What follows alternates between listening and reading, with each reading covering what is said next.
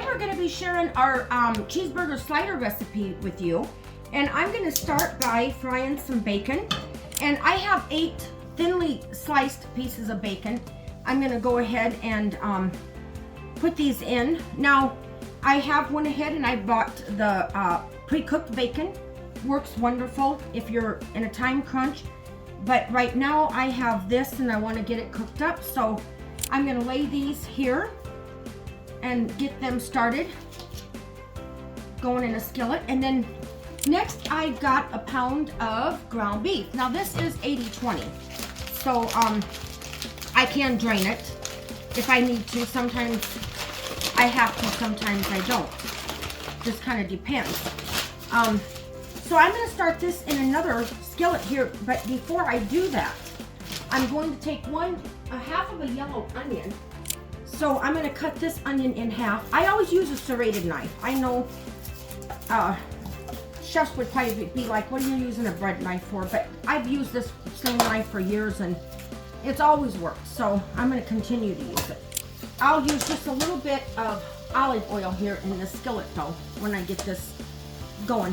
I've always heard to cut your onion in half and leave your grit on, and that your onion will stay fresher longer. So I've been doing that for quite a long time and seems to help keep your onion fresh. I have seen little onion holders, but I've never bought one. I bought an avocado holder too, but sometimes I just end up using saran wrap and stuff like that. So I'm going to dice this and get it going in my other skillet. I have this chopped up pretty finely. I'm going to just take care of getting this bacon flipped over. I do want to get this crisp up as much as I can.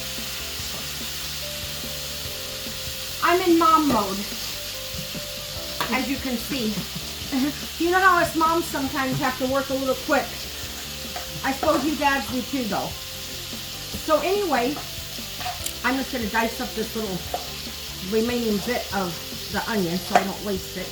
It's not a whole lot.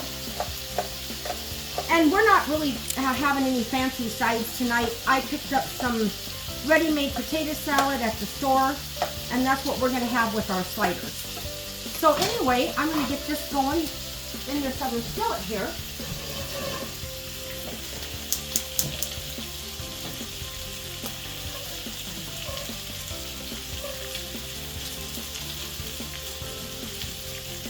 And I'm going to put just a little dab of olive oil in there. You could use butter if you like, but I'm going to put some butter on my little Hawaiian rolls. So I'm going to just start this out in some olive oil. So now I'm going to take, now that I got my onion going, and I'm going to add this 1 pound of ground beef. And again, this is 80-20. Half of a yellow onion and 1 pound of 80-20 ground beef that's going in here. So I'm going to use this tool that I bought through the Pampered Chef, and it works wonders on mashing up your ground beef or anything. It really makes quick work out of it. And so I'm going to start working on getting this all crumbly for the next step here. So our bacon is done and our ground beef is nicely brown, and I'm going to add now just a pinch, and this is all optional. You could leave out the pepper, the salt, you could leave out any of it. Actually, it's just kind of up to you, but I'm just going to add probably, I would say I probably have like 1/4 of a teaspoon here that I'm going to add in. And I've got the ground beef kind of on a low flame. And this is totally up to you. You might want more, but I love salt and pepper and stuff, but not everybody is such a big fan of it. So I would rather err on the less than have too much. So now if I can find my garlic paste that I bought earlier. So this is the garlic paste I've been talking about. I just love. I use this. I've replaced so many things with just the garlic powder, from garlic powder to this garlic paste, and I just love it. If I can get the piece off of here, this is a new one, so there we go. I'm gonna probably add maybe a teaspoon, I'm gonna say, to this.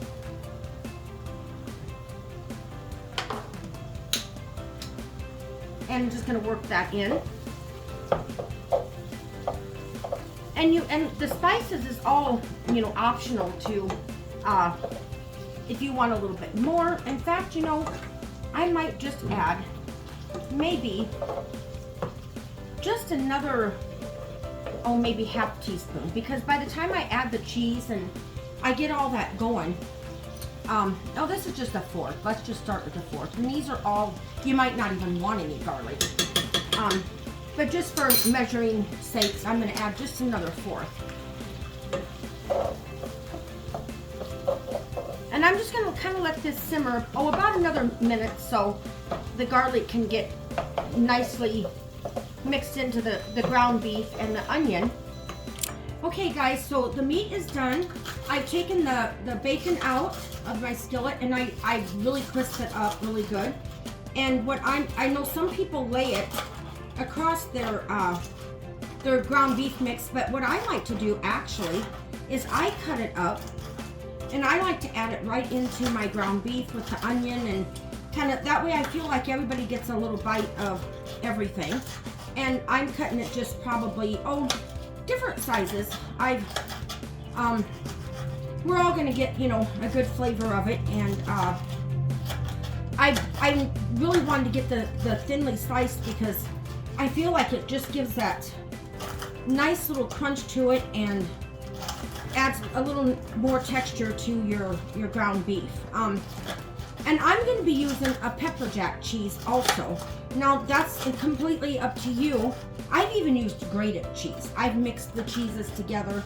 The other day I had one, it was a smoked Gouda, and it had, I think it was some habanero pepper in it, and I grated a little bit of that and I mixed it with the pepper jack, and it was really good that way. It just depends, you know, little kids sometimes they don't want that, but if you do like spice, that is a good way to add it, is to your different cheeses. And I myself like a little bit of kick to it. So I'm going to take these 8 pieces of the bacon, and as you can see, I've kind of crumbled them up like this. I patted them, the grease off of them, and I'm just going to add them right in here to the ground beef. Now you could add more bacon if you wanted. I used 8 slices, and I think that looks like a pretty good fair amount. And you can see down in there, there's the bacon, there's the ground beef, the onion, the seasonings. So this is ready to go. And the next step now, I have a small pan here that I'm going to line with some foil, aluminum foil. It's just a small quarter. I would say this is maybe a quarter, just a small like sheet pan. And I'm going to use that and line it with some foil.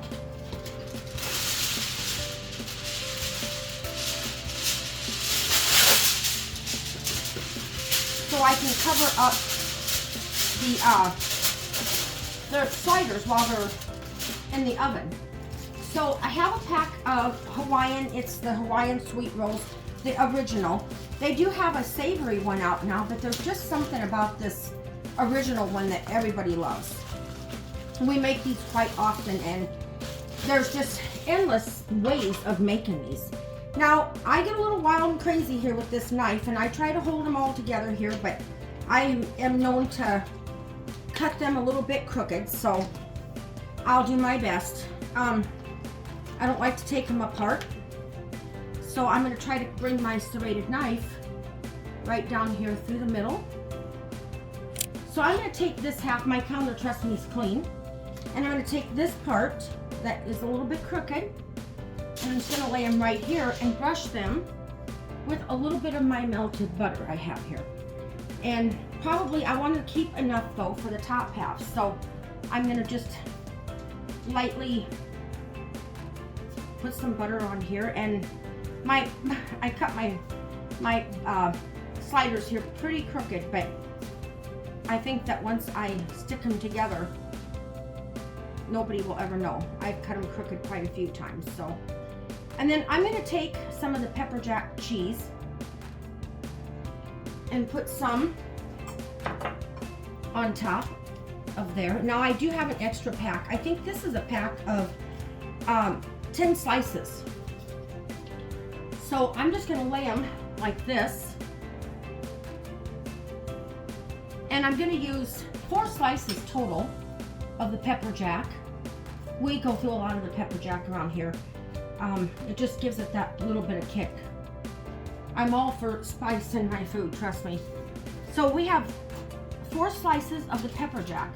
Now, next what I'm going to do is I'm going to take my spoon, or whichever tool is going to work the best around here, and I'm going to start putting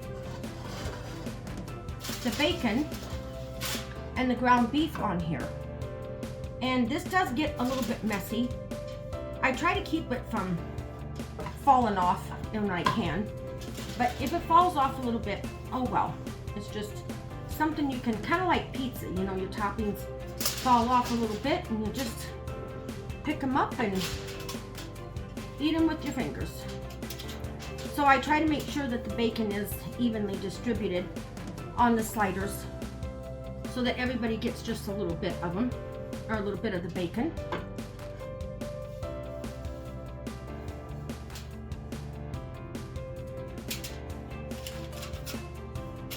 I don't know whoever came up with the idea of these sliders, but bless their hearts, because they are a lifesaver for a busy family and an after school snack to take to work.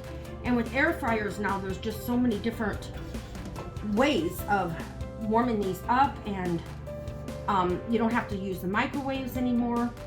Air fryers have just been another lifesaver. So as you can see, that's getting to be quite a bit of the hamburger and the bacon. And maybe the next time I might add 2 more slices of bacon. It's all your own preference. But since these are a bacon cheeseburger slider, I might have added a little bit more bacon to it. But I do like to crumble it up when I do it. So now I'm going to put a little bit of ketchup and mustard on these. This is optional, however much you like. I like the ketchup. I'm not a big fan of mustard, but I do like the ketchup. And however much you want to add is totally up to you. I just kind of coated it like that. And the mustard, I'm not going to go real heavy with that. You could always probably add more if you like. And maybe I'll even just take a little knife here, and I might just kind of like push this around so it's not all like on top, laying there on top. Now, I've heard of people just, you know, adding the ketchup and the mustard right into the skillet with the ground beef, but I'm just adding mine in like this. I'm letting it all kind of run down through. Looks pretty good so far to me. What do you think, Junior? Yeah. I think we're gonna have a fairly good supper tonight. Pretty easy. So next I'm gonna come back with some more of the pepper jack cheese and layer it again with that.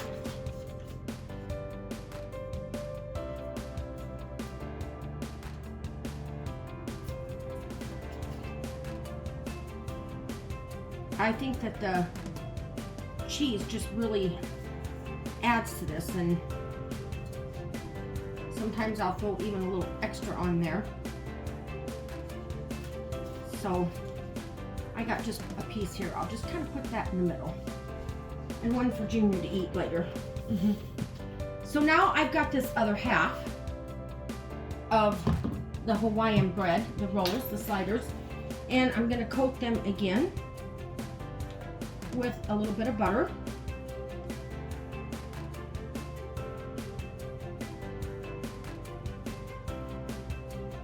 I don't get too crazy with this because you know cheese has that oil. The oil is in cheese anyway, and if you overdo sometimes with the butter, it seems like the sliders can be like a little bit oily. I'm gonna try and put these together, hopefully with the ends matching. Look pretty good. Then I'm gonna take the rest of the butter and I'm gonna coat the tops of these. So when they bake up nice and soft and buttery, and I can actually just take a couple of these and warm them in my microwave and put a little salted butter on them and eat them that way too. I don't even need anything.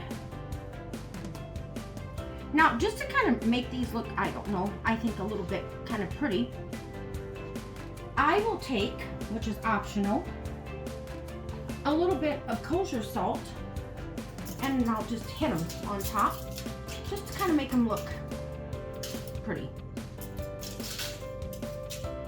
The further you throw your salt from above, the more it will spread out. So if I'm looking like I'm getting a little messy with this, that's okay. So now I'm gonna wrap these. And again, I have my oven at 325. I'll double check that though. Yes, 325. I'm gonna try to pinch these together so I don't have to take another piece of foil.